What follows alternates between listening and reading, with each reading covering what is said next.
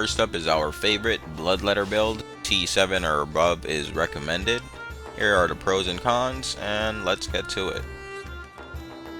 We usually start off with our invis pot. Always inspect the enemy to know if you should take the fight or not. We spot a healer in this group, so we're gonna immediately focus the healer to get rid of their heals. Landed a perfect execute, so we immediately started pressuring the bear paws once the healer fell.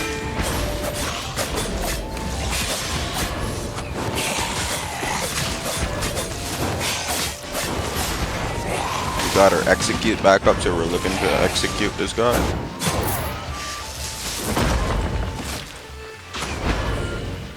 Now we reset after he procced our undead cape. We're gonna try to get some space so we can go ahead and eat soup so we can regen up and try to turn the table.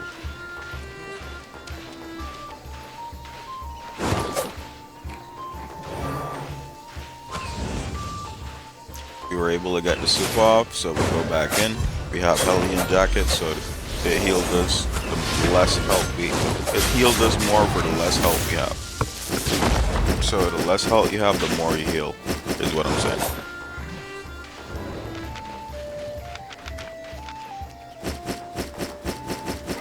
If an enemy dismounts like this guy in front of you, you must abuse that little window, 5-second cooldown window, and do as much damage as possible if you think you can win the fight.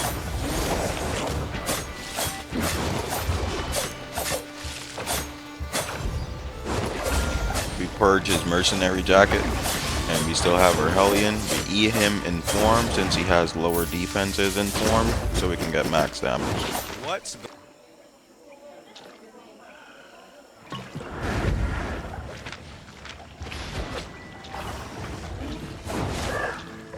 This guy has cooldown, so we abuse that and we go all in. The goal with Bloodletter is to get them on the execute range and get an empowered E off every time. That will pretty much secure us to win most of the time.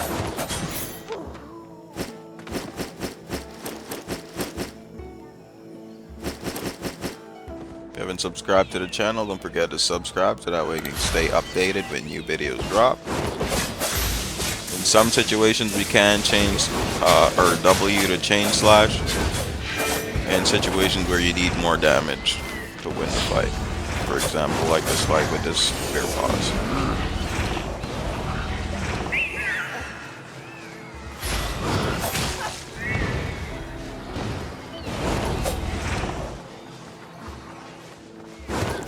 Adrenaline Rush is pretty broken, so he has movement speed for days if he hits a mob once he uses it, or me.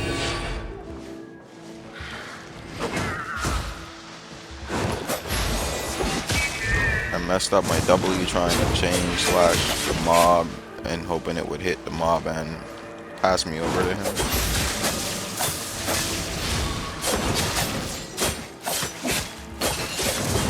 Luckily we had the poison ready, came up off cooldown, and we were able to get a good E off, and helped us win that fight. Next we have the Prowling staff. This staff is really great at dismounting, has good damage, and it's great at finishing enemies. We usually start with stacking our passive on any mobs nearby.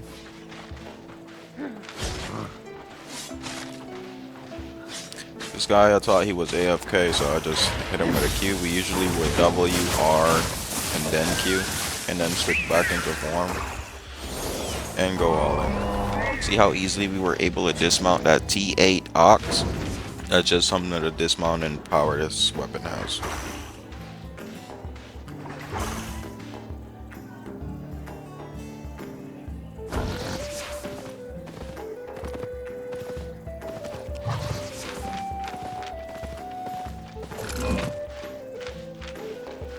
He doesn't have any mount yet, so he goes into invis. He should have just went into the city. Not sure what this guy was doing.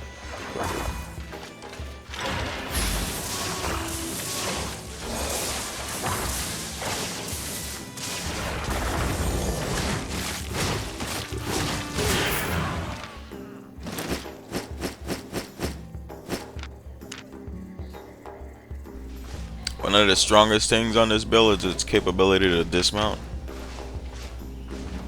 As you'll see here, we were able to dismount a lizard. These are pretty hard to dismount, but he didn't have any passive, so we abused that as well. Tether shift onto him and popped our R, followed up with W, and we use our fuse, all three of them, so we can dismount him. Purge his boots immediately as he popped them.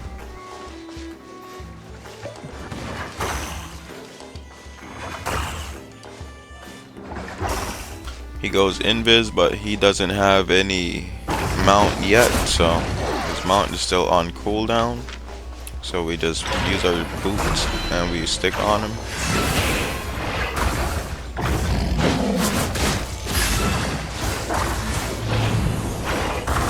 Even though he's a healer, they're pretty hard to kill, so we have to play this pretty good or get careful so we don't end up dying still. He's in execute range, so we try to get a triple Q off.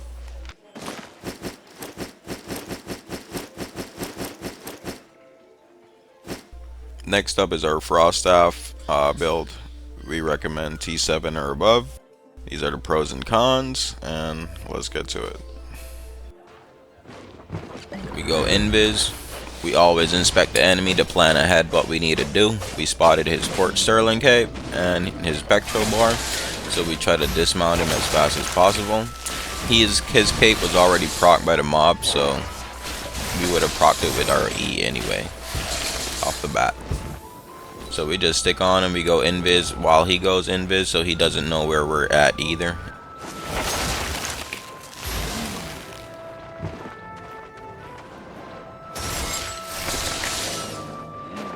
We just keep hitting him with them Qs.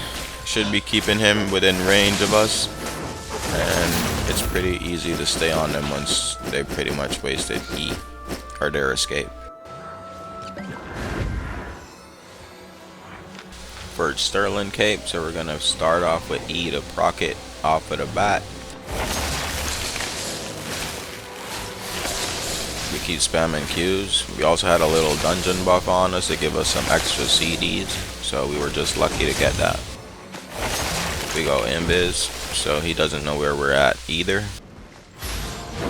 We W into purge, so we can wait enough time for the iron will to fall off, and we were able to successfully get the purge off.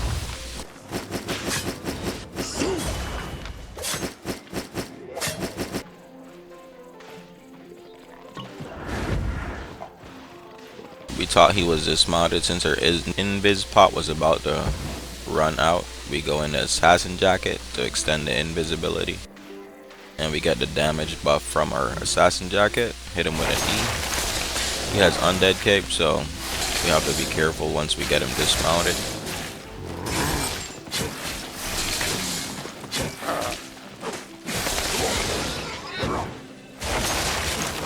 We just stay up on him. He has a Skinner run, which is a bit weird. I think you have to get hit for the attack speed to increase, so we abuse that and we just hit him with an E, stun him, purge him, and stay up on him. Kinda impossible to get away once you're in Q range because of the slows.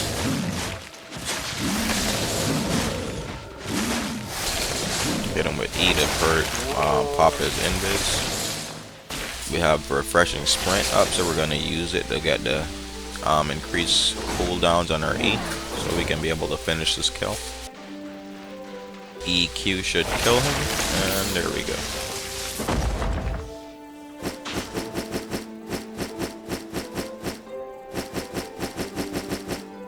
Next up is our OG Claws build. This one is a bit harder to master, but once you get the hang of it, it's pretty rewarding. Here's the build and pros and cons. Let's get started. We see a bolt caster, so we run into him. We get our shadow edge, so he didn't mount. Start off with stalker jacket, so start applying damage. Basic attacks, and we interrupt his E with our E.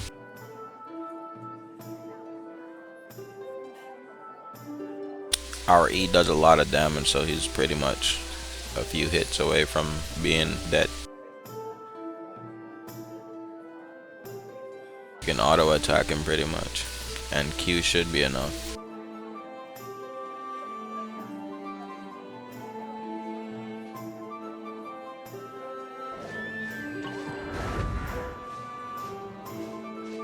Don't be afraid to dismount people with your E.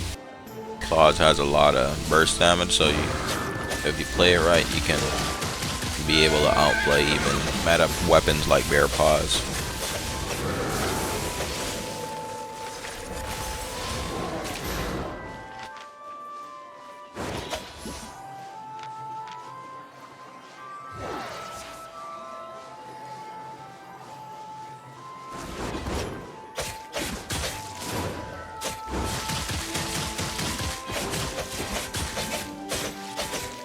Keep on adding autos onto our damage.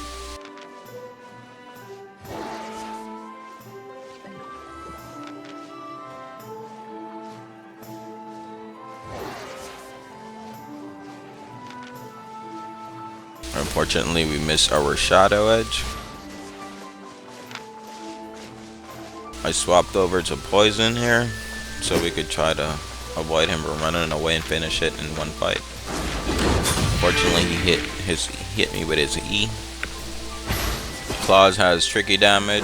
It doesn't look like it does a lot of damage, but if you get hit in the correct combo, Purge's Inferno Shield, Popper Stalker Jacket, Poison into E combo, and we just add on Qs for more damage. Sorry, add on basic attacks for more damage. And we're able to pretty much one-shot him.